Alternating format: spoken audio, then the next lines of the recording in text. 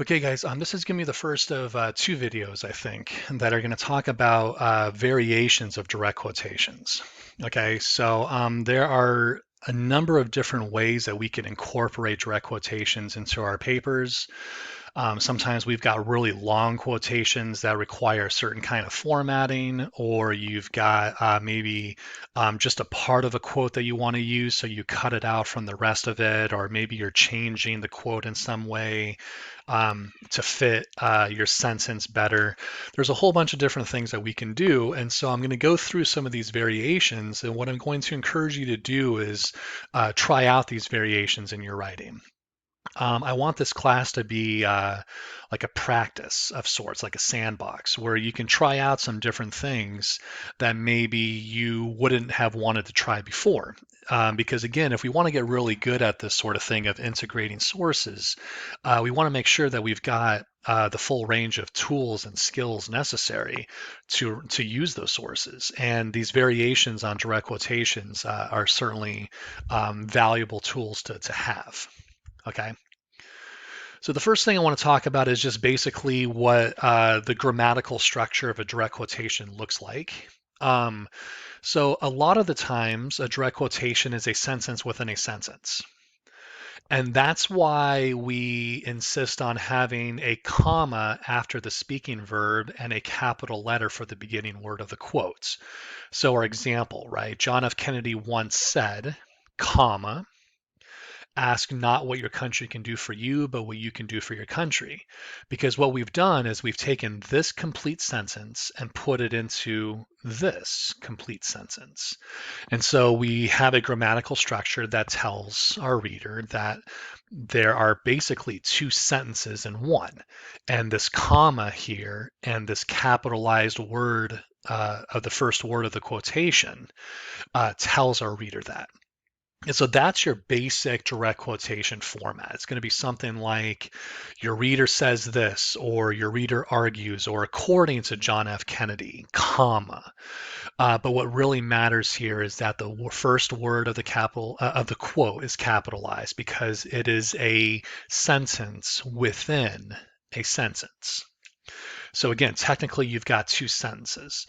And so this is your kind of your traditional quotation setup. And I certainly want you to do this in your essay, to practice at least this basic form. But there's a variation on this that I want to talk about where you are using the word that or another word like it. I mean, there are other words that are like it that I'll hopefully come up with a couple.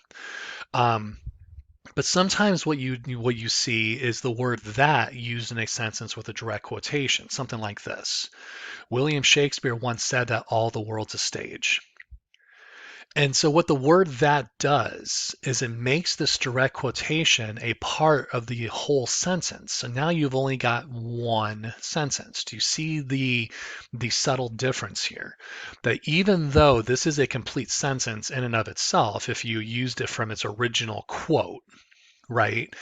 The way that you're putting it into this sentence just makes it a part of it as opposed to a separate sentence. And the reason why that happened is because you added the word that. Okay, so instead of having a comma after the speaking verb said, you have the word that, which makes the quotes now connected to the overall sentence so that this is all one. And because this is all one sentence, there's no reason to capitalize this first word of the quote. Okay, so it's a small variation. It's a same basic setup. You still have your author, you still have a speaking verb, right? But instead of the traditional comma and the capitalized first word here, you've got the word that, or again, another word like because, right? Because is another one that you sometimes see. Like William Shakespeare once said, because all the world's a stage, blah, blah, blah, or something like that. And what you're doing is you're just changing the structure of the overall sentence to make the quote a part of it so that now everything is all seamlessly one sentence. Okay, So one thing to note is that sentences with this format tend to have a shorter direct quotation along with it. You normally don't see this paired up with this really long multi-line quote. A lot of times you just see something small, maybe a single sentence, maybe just a phrase of a quote. Um, but it just creates a different kind of structure that you can utilize a direct quotation with. And again, I want you to try that. I want you to try that in your essay. An example of this kind of quotation.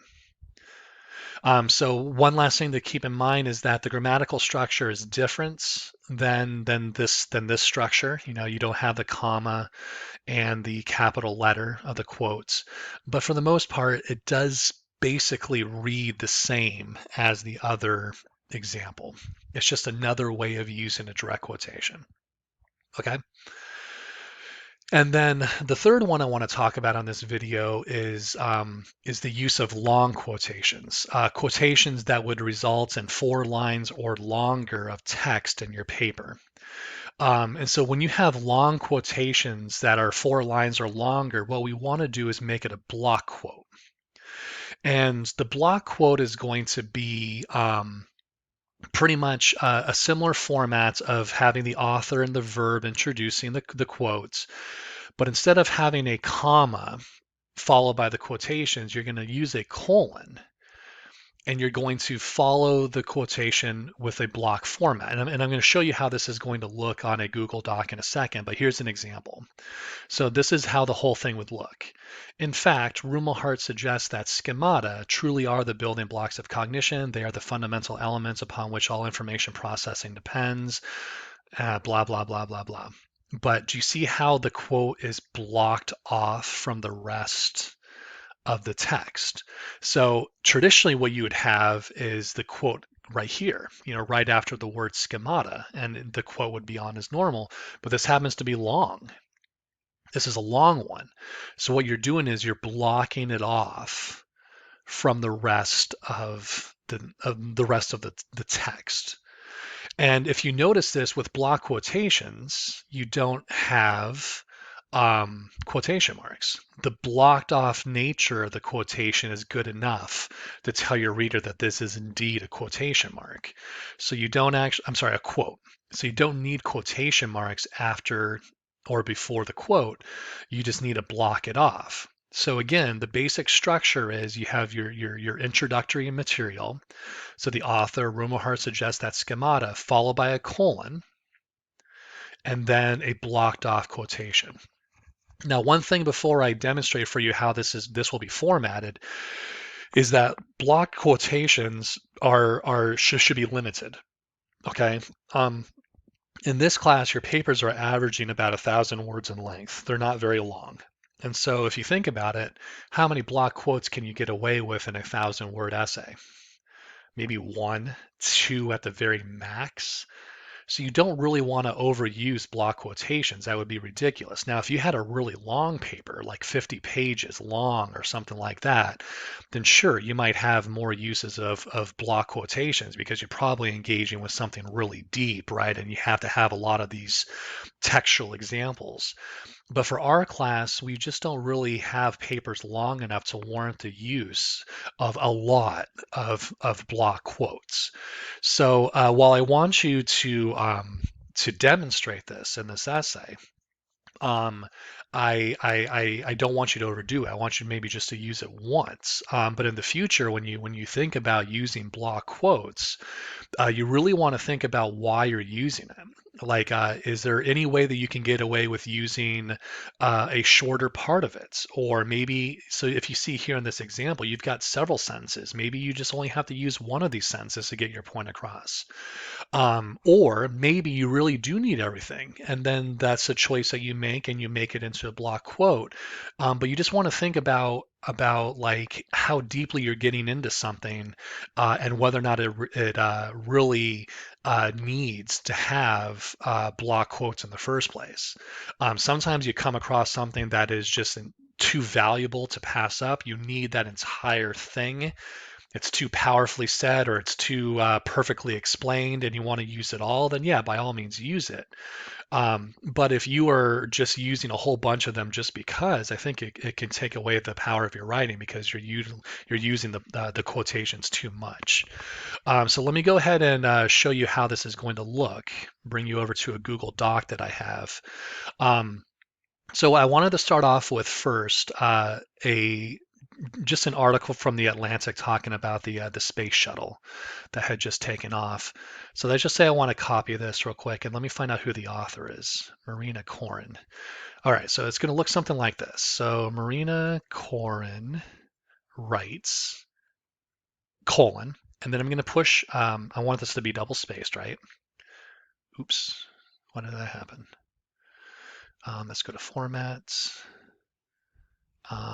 Line spacing, double spaced. Okay, so instead of having my quote happen here, right, where it would normally look, I'm going to follow the speaking verb with a colon, push enter, and this is where I'm going to paste my quote.